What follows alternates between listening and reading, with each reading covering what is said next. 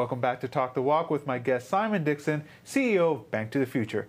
Now, Simon, when it comes to Hong Kong, where do you see its future in the crypto space and the fintech space? Because initially, the government, especially through its InvestHK arm, is very bullish on fintech, sandboxes, all this stuff that they're talking about. Not so much now. Now it seems that they're kind of weary. I mean, that's how the feeling I get. I could be wrong. I mean, I don't read all their white papers that come out. But where do you see it? So the Hong Kong Stock Exchange is looking at adapting to blockchain technology. So the thing that's protected this industry is that the governments haven't been able to pick the bits they don't like versus the bits they do like.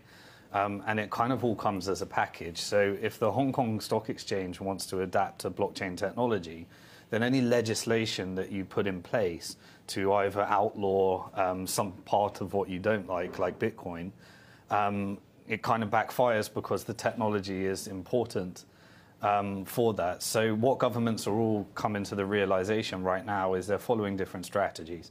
For example, you take China. China took the approach of just, let's do an outright ban of cryptocurrency exchanges because we're not happy with the way that they're actually doing their money laundering processes. We're not happy with anything that might be happening in terms of circumventing capital controls. And let's just take a time out. And they went for an outright ban of the exchanges. And so all of the industry then moved over to Hong Kong and Singapore and Japan, because Japan was going for a very, very crypto-friendly, and almost treating crypto as almost legal tender in Japan. If you go to walk along the streets in Tokyo, you'll see a Bitcoin accepted here. You'll see merchant adoption on a scale we haven't seen in any other country. And then you've got different countries which are all taking different approaches. I think Hong Kong initially took some of the biggest companies were originally residing here in our industry, some of the exchanges. And now they've realized the potential of blockchain, I think, when companies like the Hong Kong Stock Exchange realize they need to do that in order to compete. And then new policies, and they're going to decide, are we going to take the China approach, or are we going to take the Japan approach?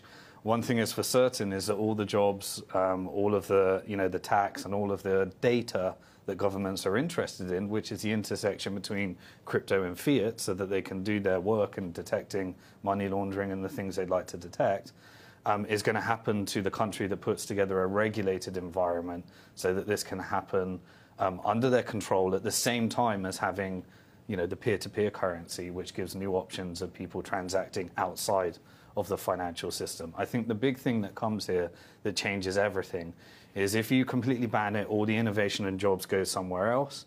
You don't get the data, you don't get what you needed to try and get control of it, and people start looking at different jurisdictions, and people start using Bitcoin in a peer-to-peer way in which they won't get access to any of the data. Do you feel that the Hong Kong government is more reactionary when it comes to crypto than it is about sitting down and hammering out a regulatory framework that could work?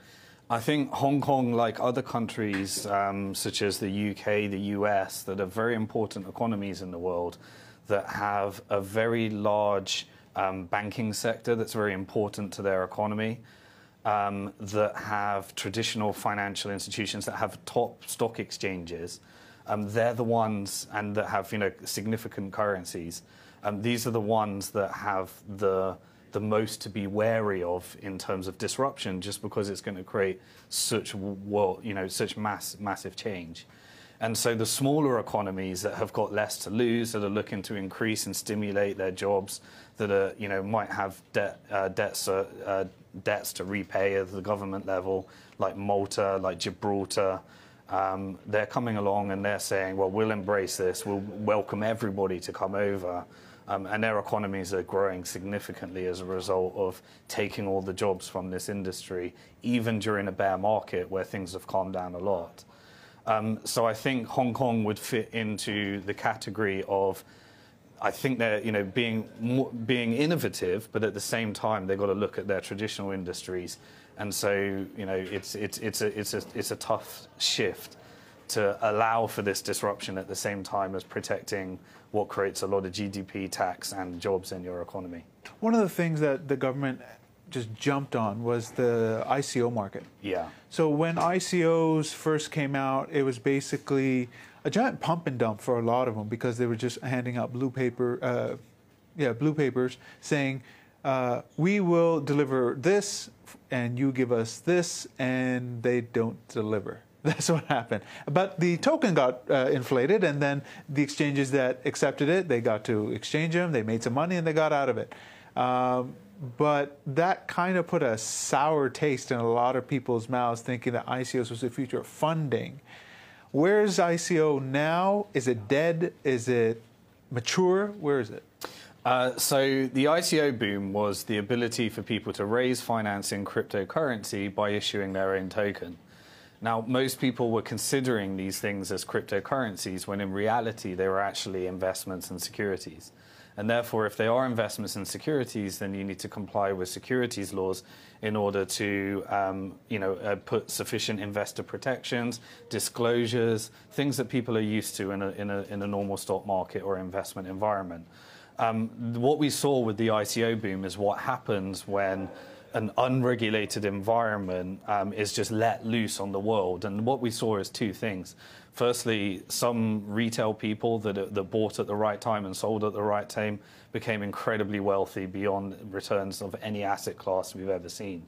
It also brought in a next generation of, I think, younger investors that were, say, fresh from university, that were never going to invest in stocks and bonds or commodities or anything, that suddenly found an investment asset class that they are interested in. And some of them generated wealth, some of them lost their savings because it was a huge, unregulated, crazy, volatile, incredible amount of money that went into the industry, the ICO industry. But what happened is regulators now started to actually enforce and take action, and therefore we're having a cleaning and cleansing of the industry now. And now people are using the same innovation, but they're doing it in compliance with securities laws, and it's called a securities token offering now. And so the ICO market is being reborn as an STO market, and capital markets all around the world are all now looking at how they can adjust their market to using this technology to produce a much more efficient capital market.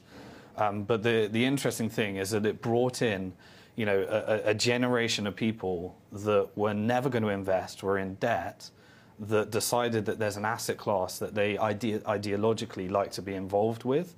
And that increases to the number of people that are looking at this asset class and recognizing that there is a generation that's never going to invest in traditional financial products, that is only interested in these cryptocurrencies because it meets their values and it piques their interest more. So the securities compliant tokens that are being offered, that happened the aftermath of the ICO bloodbath, is what I would say. My question is, does that show that governments, again, are not only reactionary, but they're not keeping up with the technology at all? Absolutely, and governments have no choice but to be reactionary. My full-time job is to stay on top of this industry, to bring opportunities to our investors, and we can't keep up as a team. And our full-time job is to do that. But the money that you have compared to the money that the government has is completely different. I mean, let's take the Hong Kong government. They're swimming in money. They have a czar for almost everything. Why can't they have a czar for cryptocurrency? Well, I think they should, and I know that they will. It's just a question of when they're going to do it. But innovation and technology has always outpaced government and regulations. It's always been that way.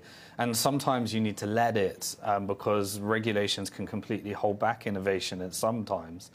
And sometimes, the most regulated products in the world turn out to be things that cause global financial crisis and take down the entire world, and everyone's involved in that industry. So what we're seeing right now in our industry is a movement towards how can you take laws and regulations, embed it into a code where it's self-enforcing, and therefore only the people that are allowed to purchase that product can purchase that product, and that's all enforced by the technology rather than the regulator. So the interesting thing that comes out here is regulators have a new tool to try and keep up with what's happening in this industry. And also we have a financial system like Bitcoin, which is peer-to-peer, whereby it almost in a sense regulates the regulator because when someone has a choice of which currency to use, you can't just implement policies and have a monopoly anymore, because people will start exiting to the financial system that works without them, which in a sense keeps governments honest, keeps fiat more honest, which keeps regulators more honest. And now we have a regulator of the regulator, which is maths and code.